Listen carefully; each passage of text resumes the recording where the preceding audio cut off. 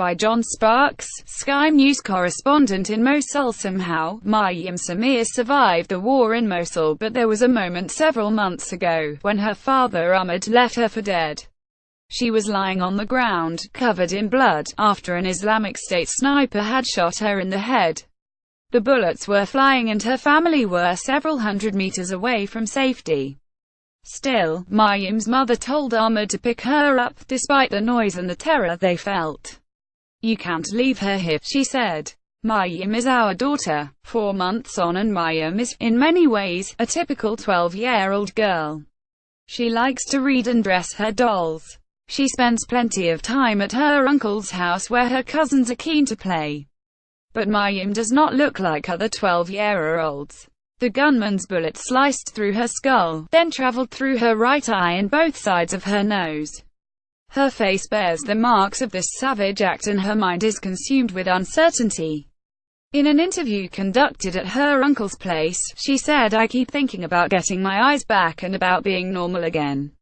Maybe my father can get his job and our house back as well." Image: Maryam is not eligible for help because she still has vision in one eye. We first met Maryam in a badly overcrowded rehabilitation clinic back in July. The hard-pressed physician running the place, Drive Sud Salem, had run out of just about everything he needed, including crutches, wheelchairs or artificial limbs. He could not help the girl with the disfigured face either. According to the rules, Maryam's not eligible for treatment or financial support because she still has some vision in one eye. "Come back in January and we'll take another look," shouted Dr. Saad, as Maryam and her mother squeezed their way out of his office. A few weeks later, a couple of local donors paid for Maryam to go to hospital in Erbil in Iraqi Kurdistan.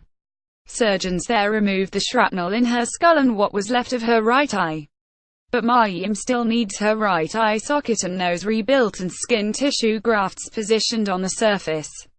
Image: the doctor who treated Maryam says she needs expensive treatment. The man who performed much of the initial work, Dr. Jalal Fatah, told me the additional surgery would cost about £5,000, a mighty sum in Waravajd, Iraq. But it would give Maryam a chance at a normal life. If you can correct these big defects now, she can grow normally in psychological and physical ways and have a normal development. Otherwise, she may face depression and other psychiatric issues, I am afraid. Image: Maryam does not like to go outside because the other children call her names. Maryam told me that she already has problems fitting in. She rarely goes outside because the kids at school told her she is unpleasant to look at. "They call me the girl with no eyes," she said. "I sit by the front door of the house and sometimes I play with my toys. Other times I just stay indoors."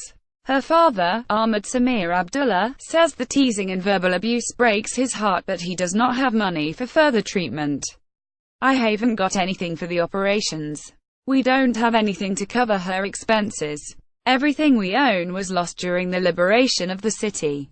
Image: Maryam Samir, 12, looks out over Mosul with her brother Ahmad. Used to drive a taxi, a shiny Volkswagen Golf, but it was destroyed in the final battle for the city by a bomb or a missile strike, he is not really sure which. Without a job, he thinks Maryam will probably have to do without. He'll try the Iraqi government in Baghdad and see if they can help us to continue her treatment, but if they can't help, well, leave it there. We are powerless, we have only our patience. Like the hard-pressed city she lives in, Maryam longs for an ordinary life. She may not feel comfortable at school, but she dreams of being a teacher, of educating pupils in a peaceful place, and for the time being, it is a dream that sustains her.